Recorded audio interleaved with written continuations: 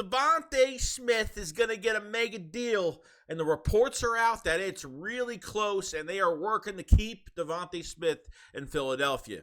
No surprise there. And then we're going to go into other news on Nick Sirianni, the Brazil game, the helmet rule, and some games that the Eagles could be playing, on the holidays this year, and we have some big news on that. So, let's get into it. Because I've seen enough horror movies to know any weirdo wearing a mask is never friendly.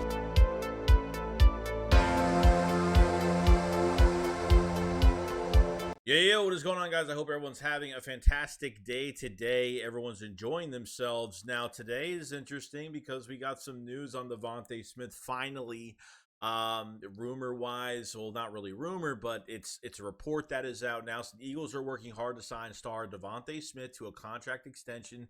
There's optimism the deal can get done in the near future, per Tim McManus. It'll be interesting to see if Smith surpasses A.J. Brown a contract $25 million per season. Obviously, that's going to happen. He's going to surpass A.J. Brown's contract. You got to wonder here. Yes, it would be better for Howie Roseman to sign Devonte Smith really early, but because Devonte Smith's agent is playing it smart, and this is what any type of agent would do for their player that's trying to get as much money as possible. They're waiting on Justin Jefferson to get signed, Brandon Ayuk, CeeDee Lamb. Devonte Smith is going to wait it out, and it won't take too long. I think by the regular season, all these contracts will get done. Now, I'm not saying that he'll get the same money as, Justin Jefferson or something like that, but originally what Devonte Smith was probably thinking he was going to get, he's probably going to get more from that original figure as of right now. So, keeping Devonte Smith in Philadelphia, Howie Roseman said at the coaches meeting in Florida, the breakfast, he said, you're not letting a guy like this out of the building. So, understandably, Devonte Smith is going to be an Eagle for the rest of his career. I think we've all been saying this, and I'm really excited for it. I just can't wait to see what these numbers are going to be, and just give him a blank check at this point and let him sign the damn thing. I mean, really, let him write his own check out because he deserves every penny, especially moving forward. And I'm really excited to see, how, I don't think we've even reached the rooftop yet, the ceiling yet with Devonte Smith and his play. I think Kellen Moore is going to get the best out of his wide receiver core, especially Devonte Smith. I think Kellen Moore is going to have his best year. I think it's going to be his best group of receivers he's ever had coaching in this league as an offensive coordinator. So I'm excited to see the tale of Devonte Smith and his future in Philadelphia. This is a Heisman winner. This is a guy that's not a lot of talk. He leads by example and does his thing, and I'm very excited, man. It's at least we know that it's going to happen. A lot of Eagle fans were worrying, Dickerson got locked up and Milana got locked up, and what are they doing? They're not going to – people need to relax and chill out. It's going to happen. Just got to give it some time. And there it is, okay? Could happen before training camp. Could happen during in-season. I feel like it's going to happen right before the season starts, that the contract will already be done at this point, and we'll be off, so very happy about that. Now, there was some things, Nick Sirianni had it was on Instagram, put a post up saying missing it. It's a picture of him and Jalen Hurts, Nick Sirianni with his arm around Jalen Hurts, okay? I'm not going to get into a big rant on this because we've been over the situation a million times. And I'm honestly tired of talking about it. I don't trust Nick Sirianni this year until he really proves that he's not going to interfere with the playbook with Kellen Moore and Vic Fangio. Because I'm sorry, but the way he ended that season last year, the last 7 weeks, there's two sides to your head coach you need to see. When your team is winning, you want to see how your head coach can at least try to, keep your guys, above water and keep their spirits up and kind of be that motivational guy. But then when things go sour, you want to see how your head coach, what decisions he makes, how he reacts to things. And I feel like he got more stupid by the week with these post-game press conferences, and he had too many young coaches around him. His own staff that he hired himself, he couldn't give play calling to anybody else.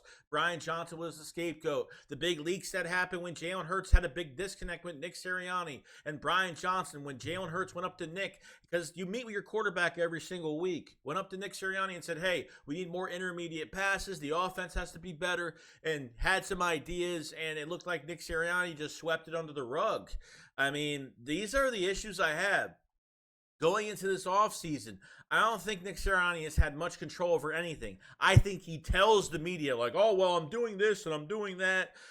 First it was the end of the year press conference when he was like, oh, someone asked him, oh, what is your job? What do you do? Like as it's almost like a joke at this point. And it's okay to have an offhands coach, but if you don't know what you're doing, you don't implement what Steichen had with this offense the year prior and brought none of that to the Philadelphia Eagles this year, it's a big problem. You gave Brian Johnson no control. You almost lost your locker room. You had a playoff game, even 7 games left. You still had a playoff game, and still you looked absolutely miserable week in and week out with these games every single week. Okay? So going into this season, he has no control over the playbooks. He has no control over who he hired. He has no control of the assistant coaches to Kellen Moore and Vic Fangio. I think Jeffrey Lurie and Nick know where his place is. Okay? But Nick tells us that he's involved with the coaching and the game plan and what we're going to do. Like, he may tell us that, but I think he's just trying to get the media off his back by telling them that he's at least somewhat useful in some way, which I think he's not useful at all in that regard. He's useful as in just be our players' coach that you're good at being, and that's it. Dan Campbell's an an offhands coach. He's not a hands-on type coach. That's perfectly fine. Okay, let Kellen Moore deal with the X's and O's. Let Fangio, and I know Fangio has a lot of control too because they respect him a lot. So we're gonna find out the truth. I don't like talking about this because I feel like we've been beating a drum at this point, beating a dead horse at this point. Lighting the same fire at this point over and over again. And it's just. You got to think about these things. The only way at this season is a loss. And if it gets worse than last year, if Fangio fails this system or fails this roster, or if Kellen Moore has never shared control over play calling in his life. So it's really hard for me to say that Nick is going to interfere with anything. I hope I'm right. I hope I don't think any of this is going to happen, because if any of this crumbles like it did last year, and I will never want to watch that again, he has got to go. I'm not on board with Nick yet. I want to see how the offseason program goes, see how everything else goes, but that's pretty much it. So that's the thing on Nick Sirianni. Now, the Brazil game is final. It is the Eagles versus the Packers. This counts as an Eagles home game as the Eagles home opener. Yeah, it sucks. The good thing about it, you're the second game that plays in the first of the week, but you play on Friday night, which is great. And most of us don't have to work the next day, which is an awesome thing. But this matchup could have been saved for another week, with an actual home crowd. And I think, both sides, Brazil never has football. So they're going to, there's not fans, there might be some Packer fans, some Eagle fans in Brazil, but I think you're going to hear a loud fan base, whether, Green Bay's on offense or, Jalen Hurts and the Eagles are on offense. I don't think it matters at all. So it's going to be a great matchup, but, to count as a home game still sucks. Don't like it, but Friday night is a great night, great day to start off the year, just because it's Friday night and, most of us are off work the next day, which is great. So that's what I have to say on the Brazil game in general. Now, the helmet rule. Now, it looks like in 2025, every team will be able to have a third helmet, which is great. So with the Philadelphia Eagles, they have big decisions to make here. Now, obviously, they have the midnight green helmet that we've been seeing for years. You're probably most likely going to have the Kelly greens, which is great. I hope they bring that as I'm tired of the white on white. I'm tired of the white jerseys. Please change it. I'm really tired of, they're going to bring the black helmets back, which, is more likely, but why not? Maybe skim out the black helmet. Why not do a white helmet like that helmet that Isaiah Rodgers has been practicing with?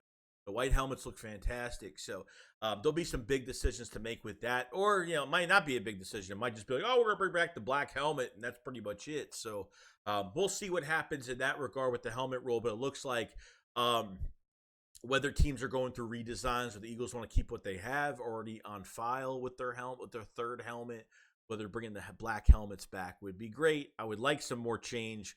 We'll see what happens with that. And lastly, just want to talk real quick. So it looks like for the holidays, okay, Christmas Eve, there will be no football on Christmas Eve, which is great. Christmas, unfortunately, there's going to be 2 games. I feel like the Eagles are definitely going to play either on Thanksgiving or on Christmas, and I hope they don't play on either day, because I can't stand when the Eagles play on holidays. It really annoys me. It's family time. It's a break from doing stuff like this sometimes, and it's nice to be around family when you really should be around family, and watch football and not watch your team and watch another team, So out of respect for that, sometimes I kind of don't like to stream on those days, but if I have to, then it is what it is. But Christmas Eve, no games. Christmas, 2 games. And then Thanksgiving, we'll see what happens. So there's nothing on the teams yet. We won't get the the schedule for a little bit. We'll have it soon. And yeah, we'll be ready to go. So that is the news for the Philadelphia Eagles. Let me know what you guys think about Devonte Smith. When do you think the extension will happen? Nick Sirianni and what you expect from him this year. Do you think he's going to keep his hands to himself and not invade everyone's privacy and, be a peeping Tom in the playbook? I don't know. I hope not. And what do you got? How do you guys feel about the Brazil game in general? Do you like it? Do you not like it? You let me know. And I'll see you guys on the next one. Enjoy the rest of your day. Shakes, what up, follow, slide. Peace out, guys. Peace.